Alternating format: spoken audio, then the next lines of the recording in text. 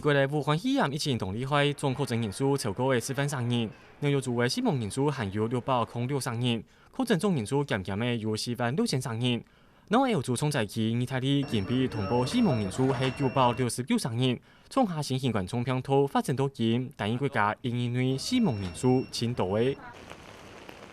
疫情案例喺啲中年嘅发生武汉肺炎50人群起感染过后，平常互动当道嘅国泰专研究就当紧张，台台第一时间就宣布暂停同中年人嘅实际交流。韩国有啲重案部未地面中方发文章讲，因为冇办法得到确诊者有系那嘅相关资讯，当时也会变做可搞防疫防唔到所在。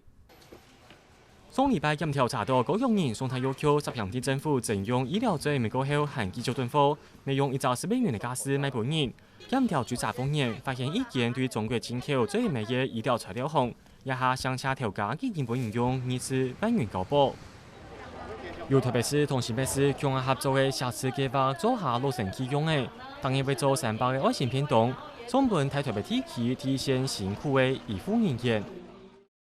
新型冠状病毒肺炎有1道象征同无症头的患者，美国一例确诊男性已经无症头，没想到检验过后也起价就有大规模的严重损伤。美国医学界就特别提醒，后生人听在动降心，验证起价损伤是救唔转来的。